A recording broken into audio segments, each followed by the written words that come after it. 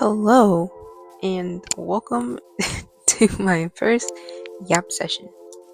My name is Grace, or Gracie, whichever one you like to call me by, doesn't matter.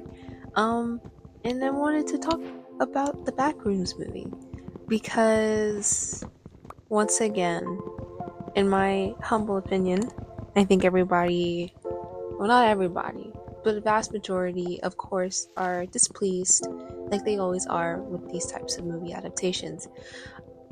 If you want to call it an adaptation, is it? I don't know.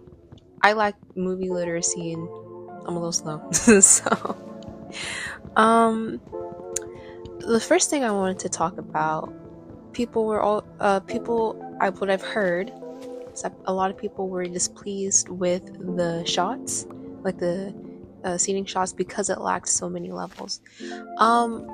One thing, I thought it was great. I thought it was perfect the way that it was. I saw nothing wrong with it.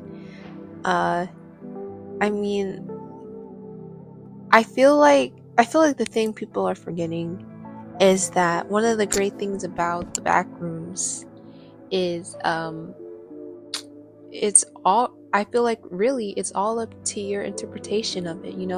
I think my understanding of it and your understanding of it is completely different. And so I think this was Kane's way of showing how he understood it. And I like that he put it in a more realistic point of view or way because, obviously there's nothing normal about the Backrooms whatsoever. So I think, for him to be able to convey it in this way and show it the way that he did, I think it sort of makes sense to how he understands it. That makes sense. And I think it was fine the way that it was, without having so many levels. I think if anything, it was good there was not so many levels. I think at least for me, it would probably be a little too much to process, just because, yeah, I don't know. It would be too much to process. Also, I feel like maybe for movie sense, maybe he did that because there might be a second movie coming up. I don't know. I really hope there is. So that's what I'm understanding there. Another thing is, I realized this with the Five Nights at Freddy's movie too, as well, that it, at least from what I'm understanding, and I process things like completely different. So I'm sorry if this is does not make sense, but I feel like people expect so many references to things in the community that it actually takes away from the actual plot, and what the plot is trying to, or what the movie's trying to tell you, in its own way. And I think that's crazy, because it's like, why would you expect so? And I get it. Sure, you can throw in a few references here and there, yeah, but that's not all the movie should be, I feel like the movie would be so boring if it was just a person just aimlessly walking around, and then, oh, there's a Gmod reference, or oh, those types of things, if that makes sense. I really just, I don't know. I think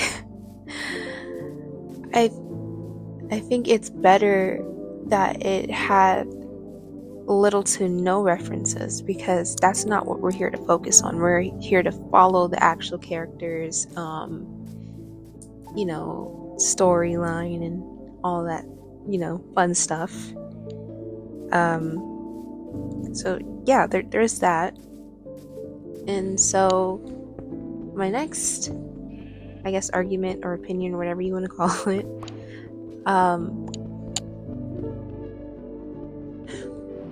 the monsters, or I guess the lack there was, I too solely think that, again, like I said earlier, it's his interpretation and understanding. And if anything, I think that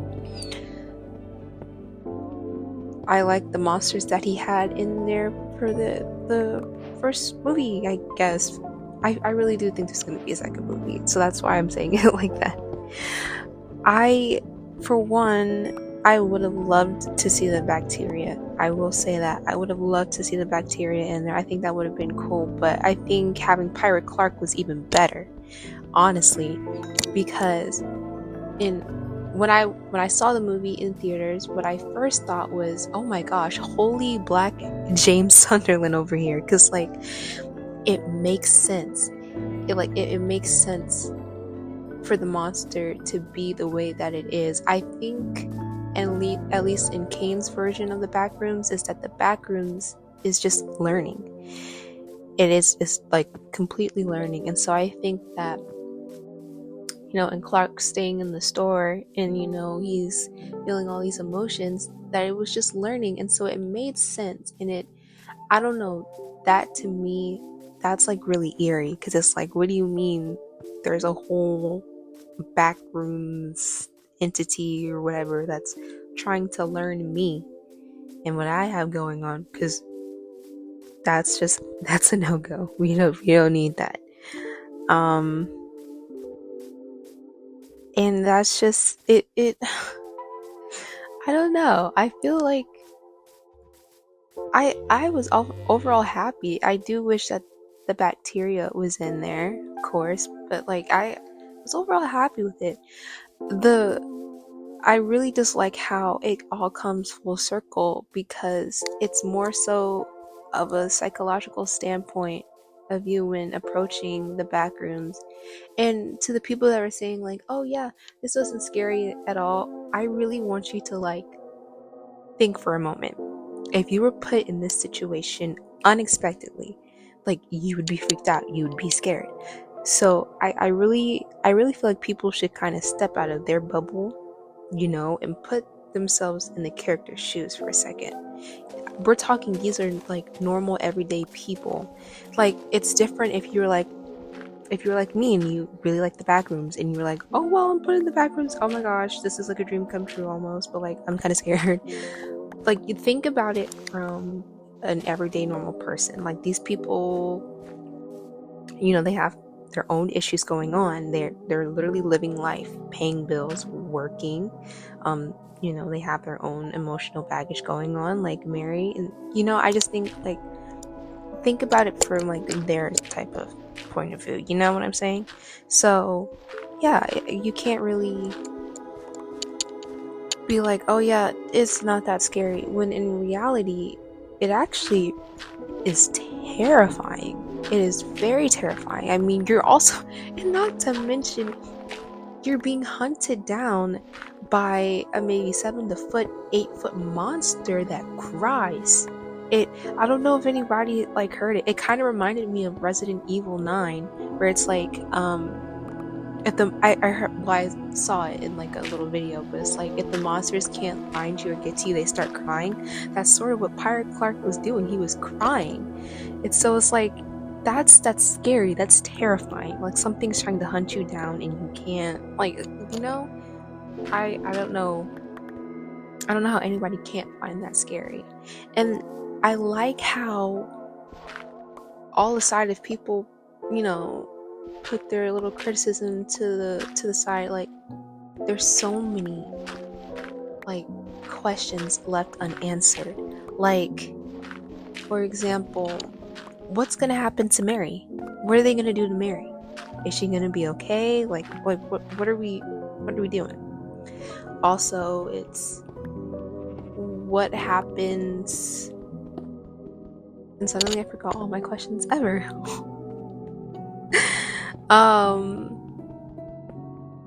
What really happened to Robbie? Although I think we all know kind of what happened, but I'm just a little bit like delusional because I really like Robbie. Like, I can't think of any off the top of my head right now because they just like vanished from my brain. like spontaneously, but like there's so many questions left unanswered. And I like that because I feel like if we get a second movie, um realistically we probably have even more questions unanswered. And that's the fun part. And that's also, one's interpretation, because it's all about interpretation and how you understand it. There is no concrete lore for the Backrooms. Even if there's a like official wiki, I just don't think that there is a concrete plot or anything like that, because it's all up to you. The Backrooms fundamentally makes no sense whatsoever. So you're really left with, okay, what does this mean? What does that mean? That type of thing. You people want to make sense of it so badly, but it's just, I feel like it's one of those things that you just cannot make sense of. Like, you just can't. And that's okay. Stop trying to make sense of it and, appreciate it for what it is, if that makes sense. Like, yeah, just appreciate it for what it is, There's really not much you can say. Because at the end of the day, everybody's still just gonna butt heads and be like, oh, well, this is that, and this is this, and whatever. But, like, I think the takeaway from what my thoughts are on this whole thing is that you have to understand this is Kane's movie, not mine, not yours, not Wiki's, not the community's, but this is Kane's understanding and take on it. And this is how he sees it.